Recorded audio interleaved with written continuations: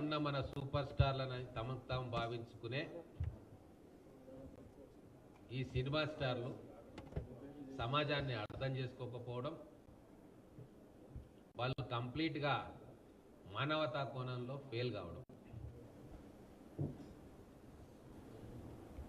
గత 10 సంవత్సరాల నుంచి చూస్తూ ఉన్నాం. లెజెండరీ సినిమాలు తయారు చేసిండ్రు ఇక్కడ. దర్శకులు కావచ్చు, ప్రొడ్యూసర్స్ కావచ్చు, సినిమా స్టార్స్ కావచ్చు. ఒక బాహుబలి కావచ్చు, పుష్ప కావచ్చు, RRR కావచ్చు, ఇంకా ఎన్నో వేల కోట్ల రూపాయలు వాళ్ళకు మిగిలినాయి. సంతోషం. ఏ ప్రేక్షకులైతే 1000 రూపాయలు, 2000 రూపాయలు, 3000 రూపాయలు టికెట్లు పెట్టుకొని మీ సినిమాని సక్సెస్ చేస్తున్నారో వాళ్ళలో ఎవరికైనా ఆపద వస్తే మాత్రం కనీస స్పందన కూడా మీరు చేయట్లేదు. ఇది వాస్తవం. గతంలో తెలుగు చిత్ర పరిశ్రమలో ఏఎన్ఆర్ గారు, ఎన్టీఆర్ గారు, కృష్ణ గారు, కృష్ణంరాజు గారు ఎప్పుడు తెలుగు ప్రజలకు ఆపద వచ్చినా ముందుండి నిలబడి ఒక మార్గదర్శకంగా వాళ్ళు ఎన్నో కార్యక్రమాలు చేసిండ్రు. దివిసీమ తుఫాన్ వచ్చినప్పుడు, ఉప్పెన వచ్చి వేలాది మంది చనిపోయి లక్షలాది మంది నిరాశ్రయులైనప్పుడు ఏఎన్ఆర్ గారు, ఎన్టీఆర్ గారి నాయకత్వంలో మొత్తం అప్పుడున్న తెలుగు సినీ పరిశ్రమ గ్రామ గ్రామానికి వెళ్ళి జోలె పట్టింది. అయ్యో మా తెలుగువాడికి కష్టం వచ్చిందే, మా అభిమానులకు కష్టం వచ్చిందే, వాళ్ళ బాధలు కొద్దిగానైనా మేము తీర్చాలి అని చెప్పి గ్రామ గ్రామం తిరిగి జోలె పట్టింది. మరి అటువంటి గొప్ప నాయకులకు వారసులమని చెప్పుకునే వీళ్ళు ఏ రోజైనా ప్రజల కోసం స్పందించిండ్రా? ఏ రోజైనా ఒక కుటుంబానికి, ప్రజలకు, ఒక ఊరుకు, ఒక ఆసుపత్రికి మేము సహాయం చేసినామని చెప్పి వార్తలకు వచ్చిండ్రా? నాకైతే గుర్తులేదు. కానీ ఎక్కడ వార్తలకు వస్తారు? ₹1 కోటి వాచ్ చేతికి దొడుకున్నాము, ఇండియాలో మొట్టమొదటిసారిగా ఈ వాచ్ కొన్న సూపర్ స్టార్ ఈయన, 7 కోట్ల ఖరీదైన BMW లేదా కొత్త మోడల్ కార్లు కొనుక్కున్నాము, సెపరేట్ చార్టర్ ఫ్లైట్లు వేసుకొని విదేశాలు తిరిగి వచ్చినాము. ఇందులో వార్తలకు ఎక్కిరు మన ఘనత వహించిన సినిమా స్టార్లు. అదే తమిళనాడులో ఎన్నో ఉదంతాలు ఉన్నాయి. ప్రజా సమస్యలతో పాటు సామాజిక సమస్యలు లేదా సంస్కృతికి సంబంధించిన అంశాలు వచ్చినప్పుడు ఖచ్చితంగా ప్రజల తరఫున నిలబడ్డ చరిత్ర తమిళ సినీ రంగంలో ఉన్న సూపర్ స్టార్లకు ఉండే. కావేరీ నది జల వివాదం వచ్చినప్పుడు రజనీకాంత్ గారి నేతృత్వంలో మొత్తం తమిళ సినీ పరిశ్రమ ఏకమై ప్రభుత్వాన్ని కూడా నిలదీసే కార్యక్రమం చేసింది. మన వాళ్ళు ఎప్పుడైనా అటువంటి కార్యక్రమాలు చేశారా? అలాగే అభిమాన సంఘాలు కూడా సేవా కార్యక్రమాలు చేయమని చెప్పి ఊరు ఊరికి, పట్టణం పట్టణానికి అటు రజనీకాంత్ గారు, ఇటు కమల్ హాసన్ గారు ఎన్నో వేల సేవా సంఘాలు, ప్రజా సంఘాలను స్థాపించి లక్షలాది మందికి చేయూతనిచ్చిండ్రు. అది మనం ఎన్నోసార్లు చూసినాం. మీ వయసు వాడే ఆ తర్వాత వచ్చిన విజయ్ కూడా కొన్ని వేల సేవా సంఘాలు స్థాపించి ఎంతో సేవ చేసింది. మరి మన సూపర్ స్టార్లు ఏ రోజైనా వాళ్ళ అభిమానులకు పిలిపించిండ్రా ఒక మంచి కార్యక్రమం చేయమని? ఒక్క చిరంజీవి గారే ఈ మధ్యన బ్లడ్ బ్యాంక్ స్థాపించి కొన్ని లక్షల మందికి ఆసరాగా నిలిచిండు. వాళ్ళ ఆరోగ్యాన్ని కాపాడుకునే ప్రయత్నం చేసి వాళ్ళ అభిమానుల తూట కూడా చేయించారు. మరి చిరంజీవి వారసులుగా చెప్పుకునే కొంతమంది ఏ రోజైనా ₹1 సహాయం ఎవరికన్నా చేసిండ్రా? వీళ్ళందరూ సినిమాల్లో నటిస్తున్నారు, నిజ జీవితంలో నటిస్తూ ఉన్నారు. తెలంగాణ ప్రజలంతా అమాయకులు కాదు. తెలంగాణ మొత్తం రోడ్ల మీద నిలబడి యువకులు బలిదానాలు చేసుకుంటున్నప్పుడు వీళ్ళందరూ కళ్ళు చెవులు మూసుకున్నారు. ఏ రోజు కూడా ఈ ప్రజల ఆకాంక్ష కోసం ఒక్క అడుగు, ఒక్క ప్రకటన చేయలే. ఇవన్నీ కూడా తెలంగాణ ప్రజలకు గుర్తే. అయినా మిమ్మల్ని ఆదరిస్తున్నారు అంటే మీరు పోషిస్తున్న పాత్రను చూసి మీకు అభిమానం, మీ పైన అభిమానం చూపిస్తున్నారు తప్ప దాన్ని మీరు మమ్మల్ని చూసి అభిమానిస్తున్నారని చెప్పి మీకు మీరు ఎక్కడో ఏమో ఊహించుకుంటా ఉన్నారు. సూటి ప్రశ్న నేను ఈ తరం యువ సినిమా స్టార్లకు, మేము చాలా గొప్పోళ్ళమని విరవిగే ఈ సినిమా స్టార్లకు, ఏ పాఠశాలలన్నా మీరు దత్తత తీసుకున్నారా? ఏ గ్రామాలనైనా మీరు దత్తత తీసుకున్నారా? ఏ ప్రభుత్వ ఆసుపత్రినైనా మీరు దత్తత తీసుకున్నారా? లేదు. ఏ సామాజిక సమస్య మీద మీరు ముందుకొచ్చి ప్రజలను చైతన్యపరిచినరా? చాలా అనుభవాలు ఉన్నాయి, చెప్తే బాగుండదు. ఎన్నో ప్రజల కోసం నిస్వార్థంగా సేవ చేసే సంస్థలు కూడా వీళ్ళని అప్రోచ్ అయ్యి, వాళ్ళైతే కలవరు ఏడుంటారో వాళ్ళ మేనేజర్లను ఎవరైనా అప్రోచ్ అయ్యి నీటి సంరక్షణ కోసం మీరు రండి, ఒక ప్రకటన ఇప్పియండి, లేదు ఇంకో సామాజిక సమస్య మీద మీరు ఒక ప్రకటన ఇప్పియండి అంటే అట్లా చేయరు మా వాళ్ళు. ప్రతిదానికి ఓ రేటు ఉంటుంది. యాక్చువల్గా అయితే ఎక్స్ ఉంటుంది. సామాజిక సమస్య సొసైటీ కోసం కావచ్చు, X/2 చేసుకోండి అని చెప్పి నిస్సిగ్గుగా చెప్పిన సందర్భాలు ఎన్నో ఉన్నాయి. నేను పేరు చెప్పదలుచుకోలేదు, బయట పెట్టదలుచుకోలేదు. 400 రూపాయల పుస్తకాలు పేద పిల్లలకి ఇద్దాం, గవర్నమెంట్ స్కూల్ పిల్లలకి ఇద్దామని చెప్పి మాకు తెలిసిన ఎన్జిఓలు అప్రోచ్ అయితే ఆ సినీ పరిశ్రమకు చెందిన పెద్ద మనిషి ఏమంటాడంటే, ఒక కుటుంబానికి, ఒక విద్యార్థికి ఇస్తే నాకేం పబ్లిసిటీ వస్తుంది, అదే ఒక పోస్టర్ వేస్తే 1000 మంది చూస్తారు, నాకు పబ్లిసిటీ వస్తుంది అని చెప్తాడు. అంటే సామాజిక కోణం ఏమాత్రం లేకుండా రాతి గుండెతోటి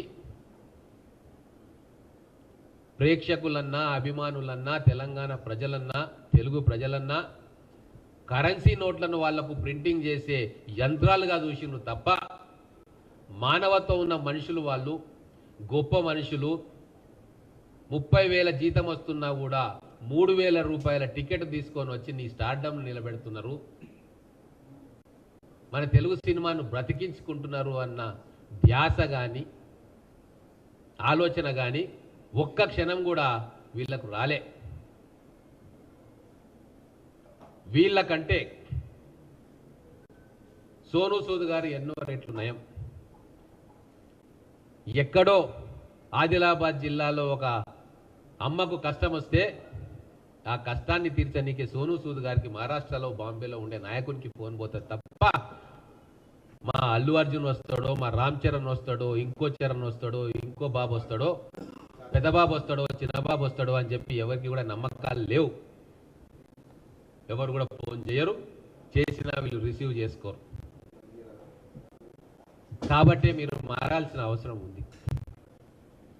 సమాజానికి మీరు ఏం తిరిగిస్తారో ఈ సంఘటనల తర్వాత అయినా మీ మీద వస్తున్న ప్రజా వ్యతిరేకత దృష్టిలో పెట్టుకోనైనా మీరు మారాలి.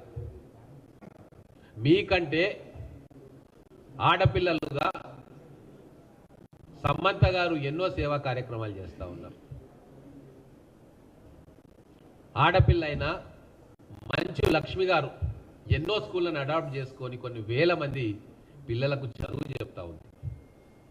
ఇట్లా వాళ్ళు చేస్తున్న సేవ కూడా 100 కోట్ల రూపాయల పారితోషికం చేస్తున్న మీరు చేయట్లేదు. ఎందుకని అంటే మీకు మానవ సంబంధాల మీద, తెలుగు ప్రజల దుస్థితి మీద, లేకుంటే వాళ్ళకు వచ్చే కష్టాల మీద మీకు అవగాహన లేదు. మీరు మేడలో పెరిగినరు, చెన్నైలో పెరిగినరు, హైదరాబాద్లో పెరిగినరు, ఇంకెక్కడ పెరిగినరు, కానీ ప్రజలతో సంబంధం లేకుండా ఒక కృత్రిమ ప్రపంచంలో మీరు పెరిగినరు కాబట్టి మీ గాజు కండ్లు, రాతి గుండెలు కరుగుతలేవు. సంక్షోభం వస్తే మళ్ళీ వచ్చి నటన చేస్తారు పబ్లిక్ ముందు. మేము చాలా గొప్పోళ్ళము, అన్యాయం జరిగింది, మేము చాలా బాధపడుతున్నామని చెప్పి ఒక ప్రకటన ఇస్తారు.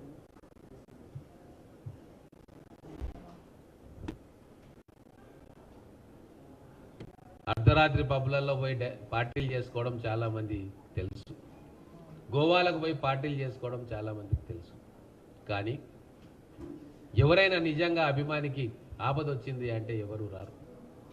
ఇది చరిత్ర. నిజం నిజం నిప్పు లాంటిది, నిజం చేదుగా ఉంటుంది. కానీ ఆ నిజాన్ని ఈరోజు తెలంగాణ ప్రజలు, తెలుగు ప్రజలు మళ్ళీ ఒకసారి నిజం మీద దృష్టి పెట్టాల్సిన టైం వచ్చింది. ఈరోజు మీకు ఛాలెంజ్ చేస్తా ఉన్నా, పాపులారిటీలో మీకంటే చాలా చిన్నవాళ్ళం కావచ్చు మేము, కానీ సామాజిక సేవలో మీకంటే 1000 రెట్లు ప్రజలతోటి సంబంధాలు పెంచుకున్న వాళ్ళం మేము రాజకీయ నాయకులు. ఈరోజు మీ అందరికీ కనువిప్పు కలగాలని చెప్పి ప్రెస్ మీట్ పెడతా ఉన్నా. ఎందుకు 50 మంది సినిమా తారలు మనిషికి 20 స్కూళ్ళ చొప్పున ఎందుకు మీరు అడాప్ట్ చేసుకోరు? ఎందుకు మీరు జిల్లాలో ఉన్న పెద్ద ఆసుపత్రిని మీరు అడాప్ట్ చేసుకొని దానికి సంబంధించిన వ్యవహారాల్లో మీ సహాయం మీరు ఎందుకు ఇవ్వరు? ఎందుకు మీరు స్టూడెంట్లను మెంటరింగ్ చేయరు? మీ బాధ్యత కాదా? అదే కాలేజీ యువకులు, అదే యూత్ మీ వెంబడి వేలం వేరుగా తిరగాలి, విజిల్స్ కొట్టాలి, తల్లిదండ్రుల దగ్గర నుంచి బలవంతంగా డబ్బులు తీసుకొని 5,000, 6,000 రూపాయల టికెట్ కొనుక్కొని ఫస్ట్ షో పోవాలి. మరి వాళ్ళ ఉపాధి సంగతి ఏంది? వాళ్ళ చదువు సంగతి ఏంది? ఏ రోజైనా మీరు ఆలోచించిర్రా? అందుకే ముఖ్యంగా మన తెలుగు హీరోలు వాళ్ళ ఆలోచనను మార్చుకోవాల్సిన అవసరం ఉంది. ప్రజలకు ఈ సంధ్యా థియేటర్ సంఘటన తర్వాత ఖచ్చితంగా ప్రజలు ఆలోచిస్తూ ఉన్నారు. సామాన్యుడి పక్షాన ముఖ్యమంత్రి గారు నిలబడడంతో ఎందుకు వీళ్ళు సామాన్యుల పక్షాన లేరు ఎప్పుడు అని చెప్పి మీ గత 20 సంవత్సరాల మీ చరిత్రను మళ్ళొకసారి నిశ్చితంగా గమనిస్తూ ఉన్నారు. ఫ్లాష్ బ్యాక్లోకి వెళ్ళి ఏ ఉద్యమంలో మీరు మా తెలంగాణ ప్రజల వెంబడి ఉన్నారు, ఏ భావాలతోటి భావోద్వేగంలో ఉన్నప్పుడు మీరు అనుకూలంగా వచ్చిండ్రు, ఏ పేదవాడి కోసం మీరు ఒక అడుగు ముందుకేసిండ్రు. ఏ రోజు వేయలే, వేసిన దాఖలా కూడా లేదు. ఎవరో ఒకరిద్దరు, వందల వేల మందిలో ఒకరిద్దరు నిజాయితీగా ప్రజల కోసం ఏమన్నా చేయాలని ఆలోచనలో ఉన్నారు తప్ప 90% 100 కోట్లు 200 కోట్ల రెమ్యునరేషన్ తీసుకునేవారు ₹1,00,000 కూడా ఒకరికి ఇయనీకే సంకోచిస్తూ ఉన్నారు. ఇది తెలంగాణ ప్రజలకు అర్థమైంది. అర్థమయ్యేటట్టుగా మా ముఖ్యమంత్రి గారు ఒక సామాన్య కుటుంబం పక్షాన నిలబడి అసెంబ్లీ వేదికగా ప్రపంచానికి చాటి చెప్పిండ్రు. ఇప్పటికైనా కళ్ళు తెరుచుకోండి. మీరు సంపాదిస్తున్న 100 కోట్ల 1000 కోట్ల రూపాయలను మళ్ళీ సమాజానికి తిరిగి ఖర్చు పెట్టకుంటే మీరు ఖర్చు అయిపోతారు.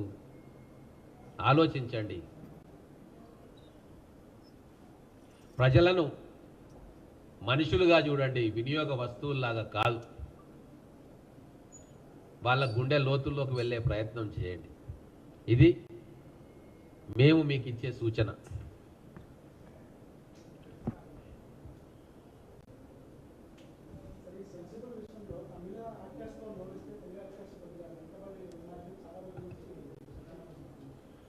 నేను అదే చెప్తా ఉన్నా.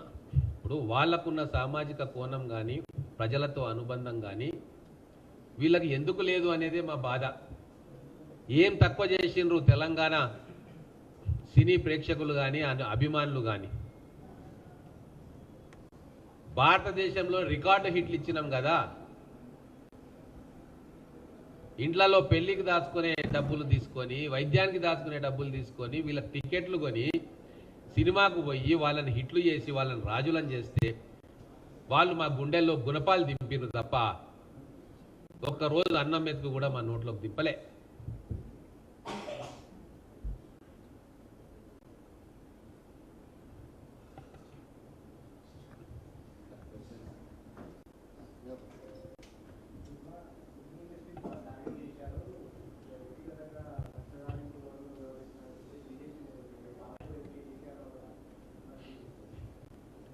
ఇప్పుడు విమర్శ చేయడం ప్రతిపక్షాల హక్కు, దాన్ని మేము కాదనట్లే. కానీ వాస్తవం ఏంది? ఇప్పుడు ఈరోజు ముఖ్యమంత్రి గారు తీసుకున్న నిర్ణయం సామాన్య కుటుంబంలో నుంచి వచ్చిన ప్రతి తెలంగాణ బిడ్డ హర్షిస్తున్నారు. ఎందుకంటే ఈ వెలుగు జిలుగుల మధ్యలో జిగేల్మంటూ మెరిసే సినిమా తారల పక్షం వహించకుండా 30,000 రూపాయల జీతం తీసుకొని 3,000 రూపాయల 3 టికెట్లు 9,000 రూపాయల టికెట్ తీసుకొని వచ్చి ఆ యాక్టర్ను బతికించడానికి వచ్చి సినిమా చూస్తున్న ఒక మధ్యతరగతి కుటుంబం పక్కన మా ముఖ్యమంత్రి గారు నిలబడ్డారు.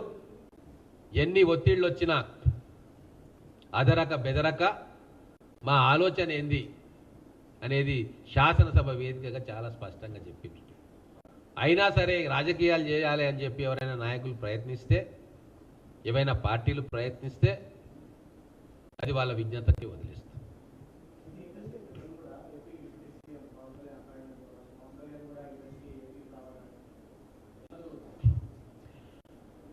ఇప్పుడున్న గ్లోబల్ టెక్నాలజీ యుగంలో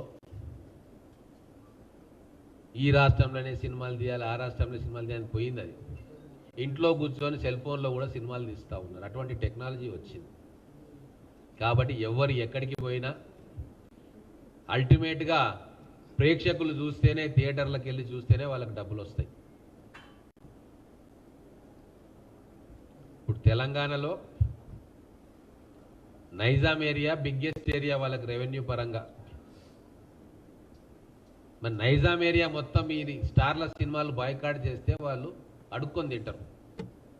కాబట్టి ఇక్కడనే ఉండాలి ఇండస్ట్రీ, అక్కడనే ఉండాలి, లేదా మేమే మీ వాళ్ళం అవతలోళ్ళు కారు అంటే మరి మేము కూడా అట్లనే ప్రవర్తించాల్సి వస్తుంది.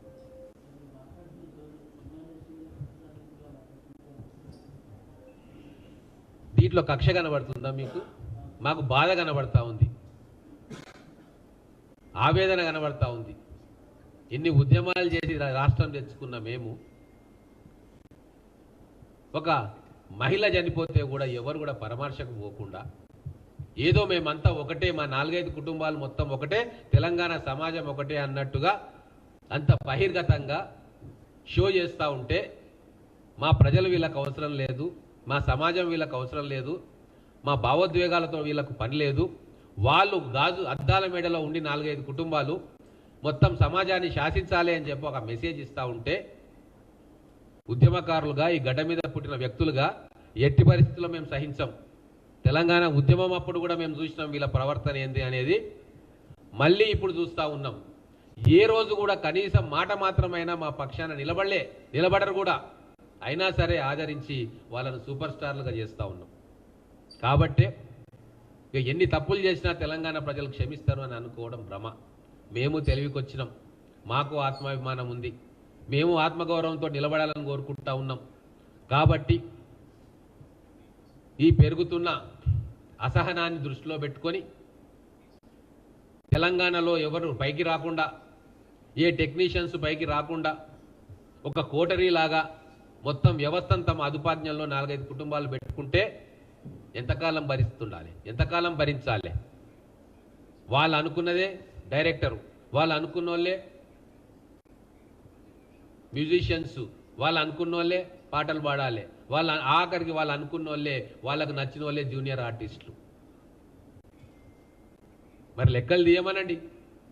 తెలంగాణ సమాజం నుంచి ఎంతమందిని వీళ్ళు ప్రోత్సహిస్తున్నారు, ఎంతమందికి అవకాశాలను తగ్గిస్తున్నారు, ఈ లెక్కలు చెప్పమంటే దానికోసం ప్రత్యేకంగా డాటా తీసుకొని ముందరకు వస్తా, అవతల నుంచి ఎవరైనా వస్తే. చాలిగా మాకు నిజాలు తెలుస్తూ ఉన్నాయి. పోనీలే అని ఊరుకుంటా ఉంటే మా సమాజం మీద, మా సంస్కృతి మీద దాడి, మా భావోద్వేగాల మీద దాడి, మమ్మల్ని లెక్కలే లేనట్టు ప్రవర్తించడం, ఇవన్నీ కూడా తెలంగాణ సమాజానికి వాళ్ళు గాయపరుస్తూ ఉన్నారు మమ్మల్ని. దయచేసి అర్థం చేసుకోండి.